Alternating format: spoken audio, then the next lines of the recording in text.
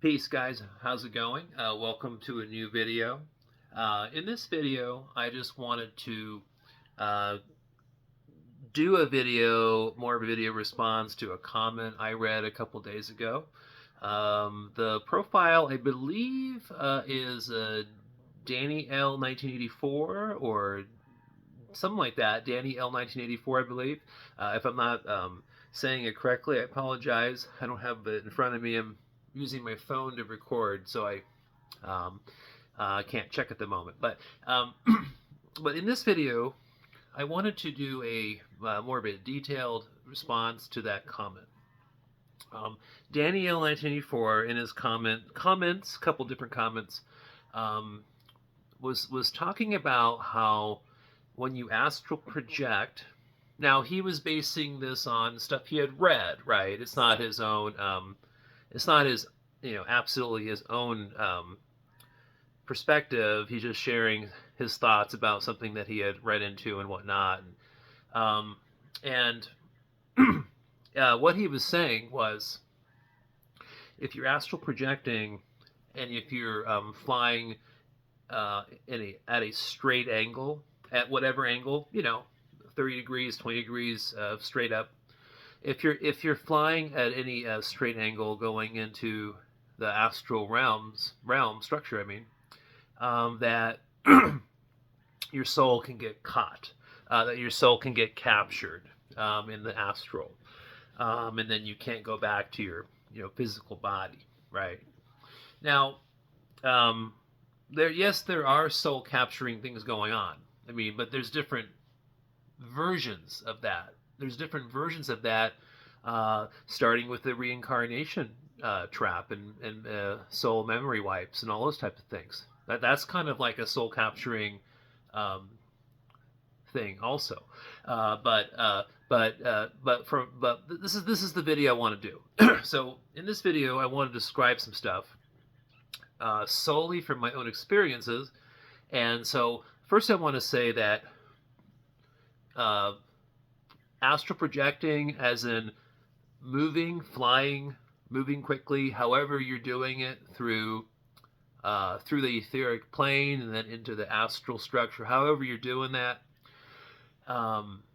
moving at a straight angle will only just put you in different locations in the overall astral structure. Okay.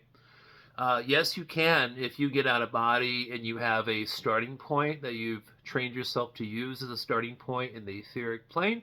Yes, you can do the same exact thing over and over again and go to a similar or to the same location in the astral structure. Sometimes it's hard, because even if your angles are a little off by a couple degrees, once you get out into that other space, like, it's so vast. It's a million times bigger than our Earth reality. So it's very easy to miss your target, so to speak. So it's not a perfect system. It's difficult. The only way you get good at it is if you do it over and over again. Obviously, like anything in life. No, I do not think that if you go out at a straight angle or at certain degrees and just go straight out. No, that's not a way to get trapped in any way per se, or have your soul captured, or any of those kind of things. First of all, when you're astral projecting and your physical body is still alive, I am unaware of any particular demonic entity or any other kind of being or inorganic being, inorganic meaning more connected to AI. I'm not aware of anything that could steal your consciousness while your physical body is still alive, and that your soul energy is still magnetized to a vessel that's still alive. So I'm unaware of that. So you shouldn't worry about that. As long as your physical body is still alive and you're just shooting out in whatever direction out there into the astral structure, you should be relatively safe. You shouldn't worry too much. Now, will you have some bad experiences? Sure. Will you have some really good experiences? Of course. Majority of my experiences are pretty good. They're good. They're great. They're awesome. Then there's that, percentage of where you, depending on where you land in the overall structure. If it's a, really low aspect of the astral, so then you can have run-ins with nasty reality constructs, astral reality constructs, and more demonically based beings that don't really have, they're not as kind and loving, right, as you maybe like, or maybe they'll portray themselves as kind and loving, but that's not what their true intention is. Their intention is to steal your consciousness. So yeah, but I'm just saying they can't steal it if your physical body's still alive. Let's just start with that. So this is the other thing I wanted to say in the video. So we're talking about, going out there at certain straight angles, right? Now, what about curves? Doing a curved flight or a curved projection, or just flying up enough into the sky and kind of falling backwards and doing a curve. The motion you're doing falling backwards is curved. Now, Danny L 1984 was talking about, in his comments, he was saying how it's not recommended to fly in straight angles. It's recommended to astral project in curvature, in curves, right? But I'll tell you what happens to me. 9 out of 10 times, 90% of the time. It's not every time, but we're talking about years. We're talking about hundreds of experiences. So if I'm in the astral structure, let's start with that.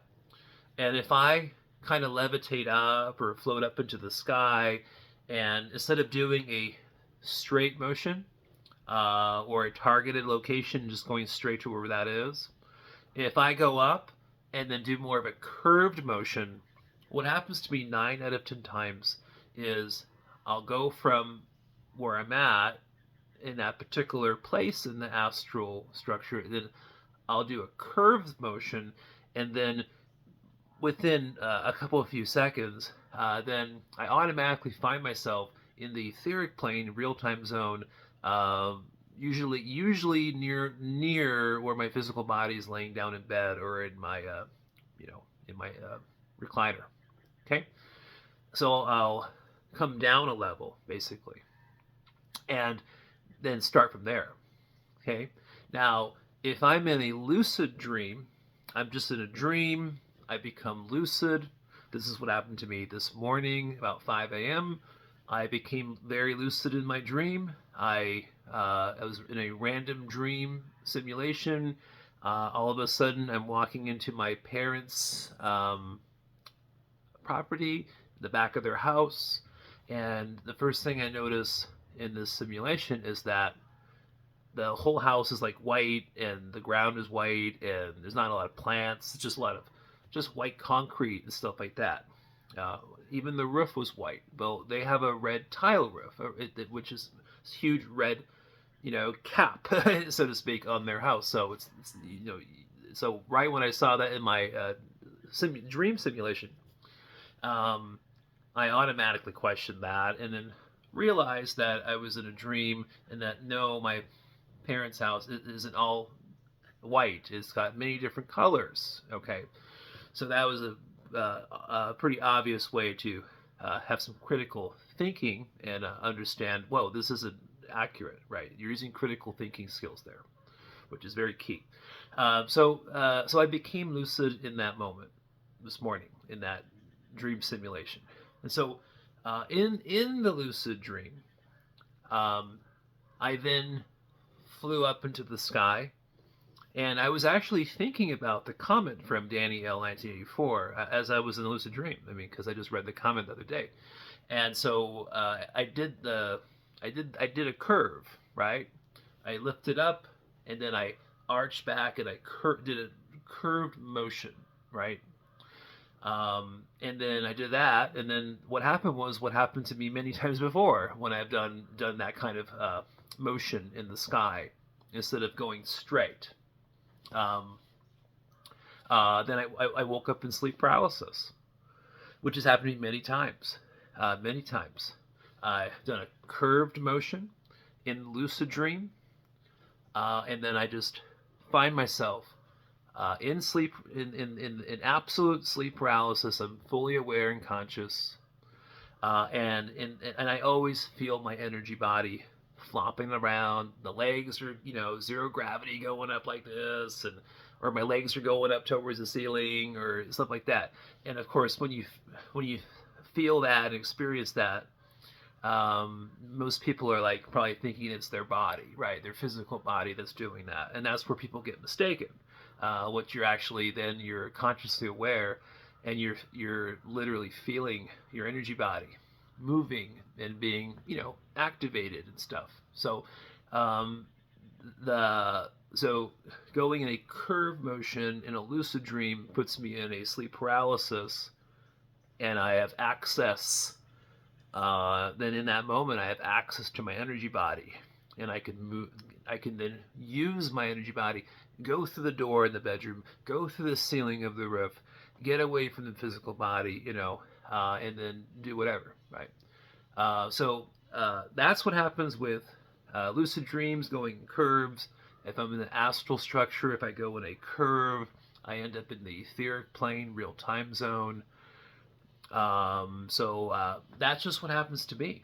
Like I said, about 90% of the time, that's what I just experience. Um, you know, so that's my own perspective, my own experiential stuff, right?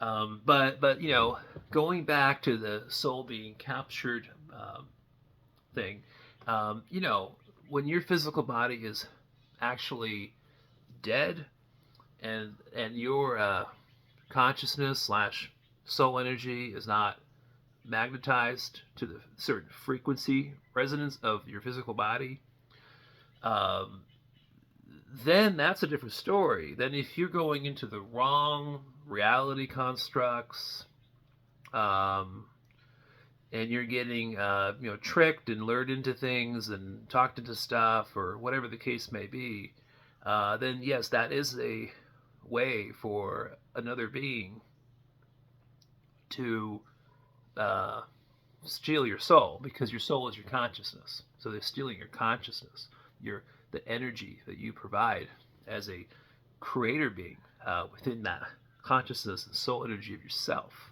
right? So yeah, so there's that.